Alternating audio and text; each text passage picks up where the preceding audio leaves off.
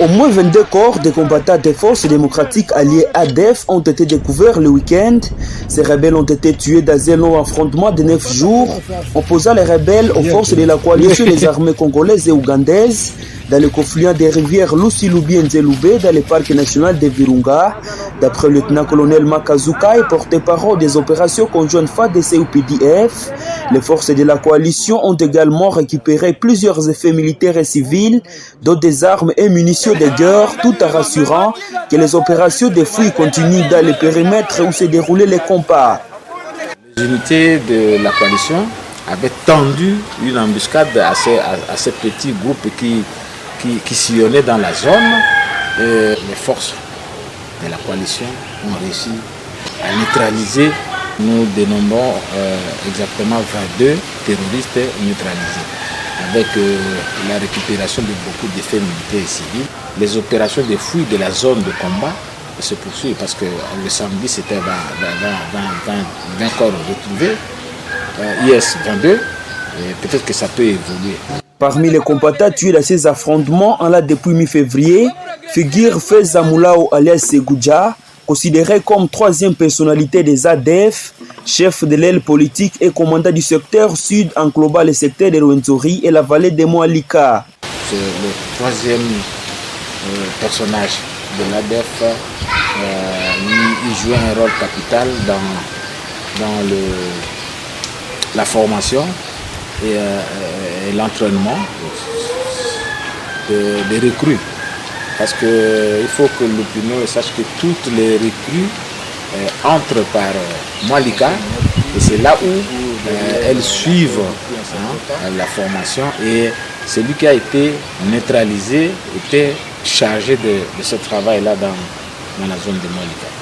C'est vrai, il a été neutralisé avec quelques combats. Ce bilan est livré pendant que les activités des rebelles sont encore signalées dans plusieurs villages au nord et sud du territoire de Beni.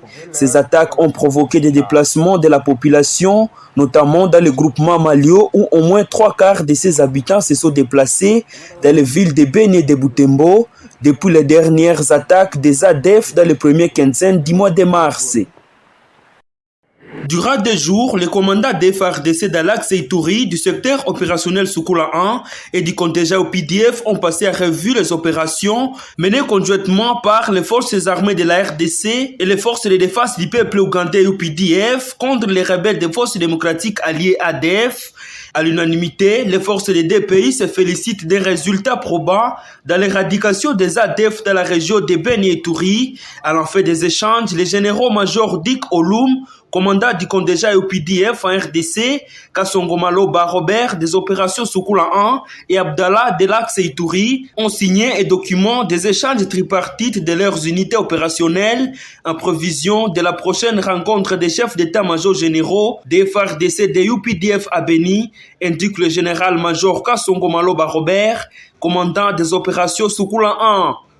Nous avons tenu une réunion de révision des opérations conjointes FARDC et UPDF à Beni pour 48 heures. Et nous venons de signer les documents concernant cette réunion en préparation de la réunion des chefs d'état-major généraux qui se tiendra ici à Beni.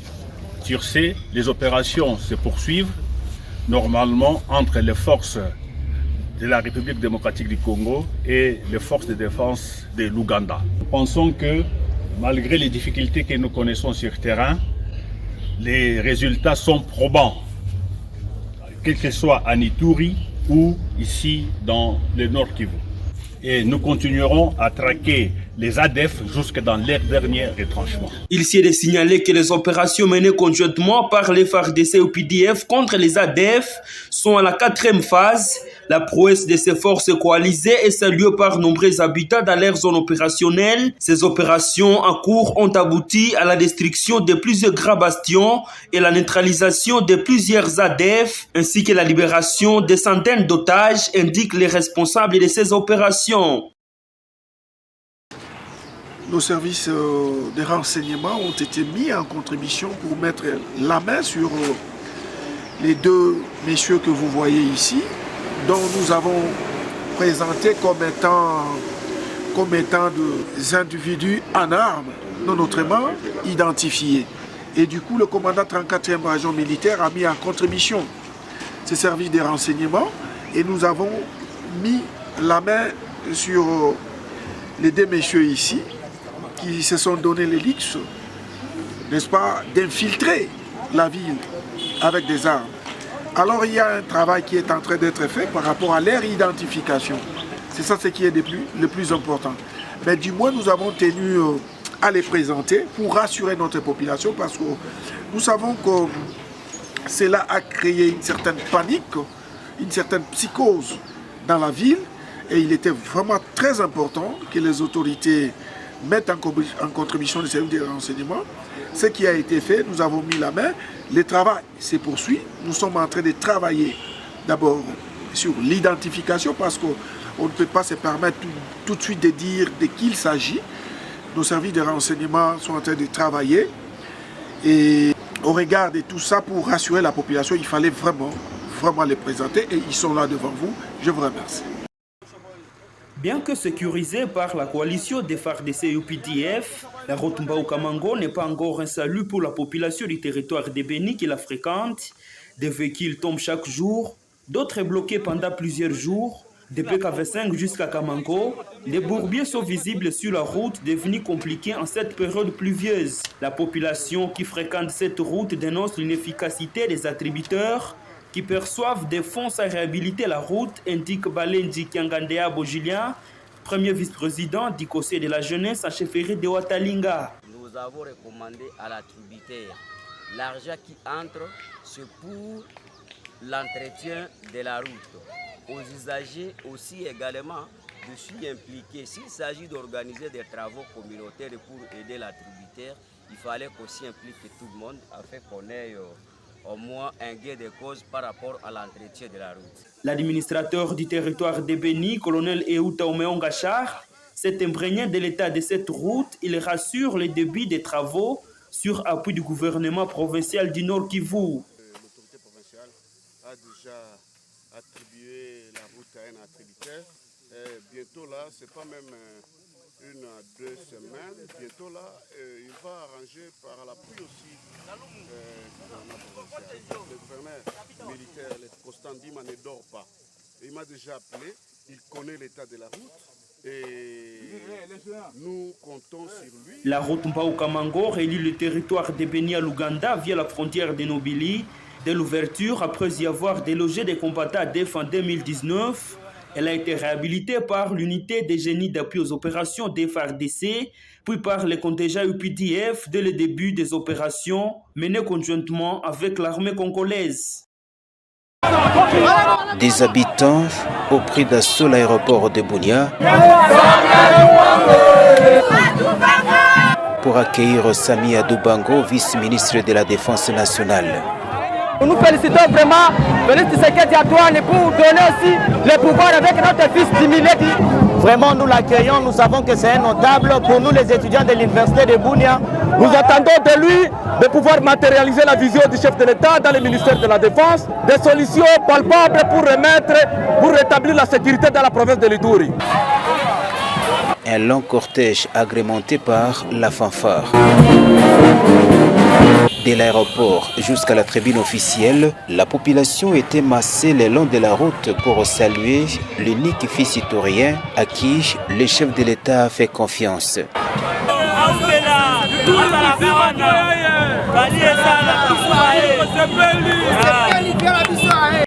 Devant une marée humaine à la tribune, Sami Adoubango a exhorté le milicien à saisir cette occasion pour faire taire les armes et cesser de tuer les populations innocentes. Et ceux-là qui endeuillent l'Ituri, c'est nous-mêmes les Ituriens. Nous-mêmes qui hébergeons les serpents.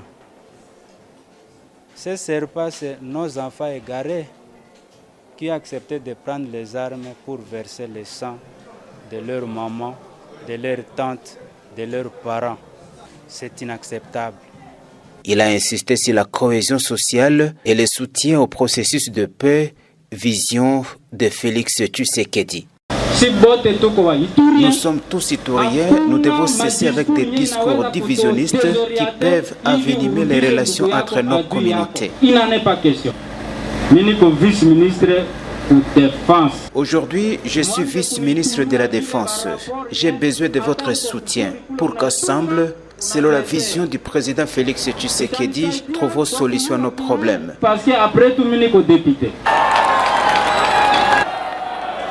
Samia Doubango a aussitôt échangé avec les membres du comité provincial de sécurité dirigé pour l'instant par les commissaires divisionnaires Alonga Boni Benjamin, faisant intérim de son chef à mission officiel à Kinshasa. Il pourra aussi consulter différentes couches sociales de l'Ituri. Au centre-ville de Butembo, ces femmes vendent des aliments cuits dans des casseroles. Chaque jour, elles apportent de la nourriture déjà préparée à vendre aux personnes exerçant des activités commerciales dans ces marchés et aux alentours. Par ici, des kolkaz, un genre de taro localement appelé mimboou, du riz, des haricots, maïs, des gros michelins, des patates douces et autres. Et par là, du foufou et du sombé. Kavuo Kassando va de kolkaz à cette adresse depuis environ 10 ans. Mère de famille de 5 enfants. Et elle parvient à soper à répondre aux besoins de sa maisonnée. Elle évite d'autres femmes à briser l'orgueil et l'oisivité.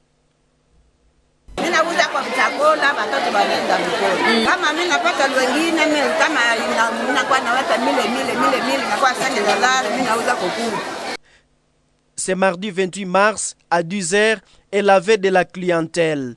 Ses clients apprécient sa cuisine et louent ses efforts de chaque jour pour assurer la survie de sa famille. Parmi eux, celle qui mange ici même. Par ici, nous approchons des femmes vendant du foufou et du pondou. L'ambiance est toute autre. Des clients sont servis. Kavira Furaha trouve le plaisir de faire ce travail car ça lui génère un bénéfice qui satisfait à ses besoins primaires. Elle vend une tartine de foufou au sombé à 500 francs congolais et elle en vend environ 40 par jour.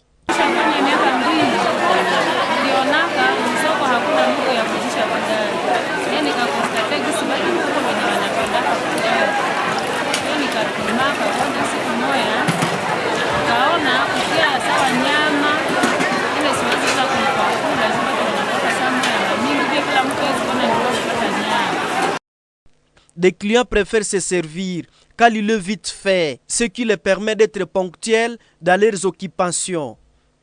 Une dizaine de femmes vendent des aliments cuits au marché central de Butembo. Ainsi, elles contribuent à la promotion des droits de la femme et à son autonomisation financière. Si nous avons signé une pétition, c'est pour demander à ce que l'État fasse des enquêtes. D'abord sur les massacreurs. Deuxième élément, nous avons demandé à ce que cette entité-là, le groupement de Malio, est dominé par les Maïmaï appelés IPLC. Nous avons voulu à ce qu'on puisse déplacer ces gens-là, soit on les démobilise, parce qu'on les appelle démobilisés alors qu'ils ont même des armes.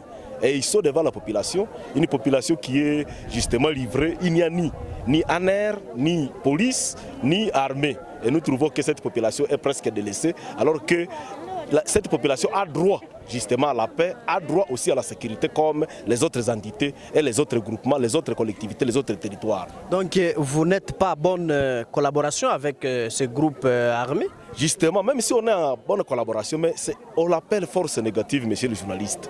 Et une force négative, elle n'est pas là pour garder la population. Nous savons que la protection de la population, c'est entre les mains du gouvernement, entre les mains de la police et l'armée justement. Alors nous trouvons que cette force qui est incontrôlée, mais qui a des armes, donc la population ne parvient même pas à constater qui est pour et qui est contre. Bien, nous venons de signer une pétition justement, c'est pour vraiment lancer un appel vibrant à toutes les autorités au niveau national. Ceux qui ont la charge de nous sécuriser, et nous venons d'adresser un mémorandum pour qu'ils viennent à notre secours. Parce que notre région est équipée de groupes armés qui auraient un partenariat avec notre gouvernement. Et l'état que nous avons été massacrés à Mabuku, à Kalunguta, à Kabasha, à Mabulengwa, à Kininka, nous avons estimé que cela a été sous la complicité même de nos gouvernants parce que la population ignore le partenariat qui existe entre la population et le gouvernement. Les Maïmaï, c'est le groupe d'autodéfense ou les Maïmaï sont de qui?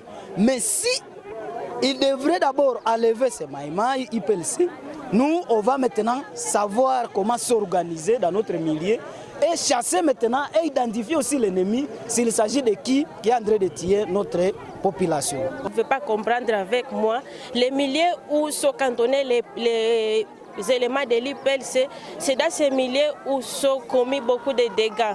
Les perceptions des taxes illicites, et ils font tout ce qu'ils veulent au moment où l'autorité ne veut pas instaurer ses droits et ses obligations dans cette entité. Et aujourd'hui, nous ne comprenons pas comment, dans les milieux où sont cantonnés les éléments de l'IPLC, c'est les milieux qui sont surtout visés par les massacres qui sont perpétrés par les soi-disant ZDF que nous ne comprenons pas.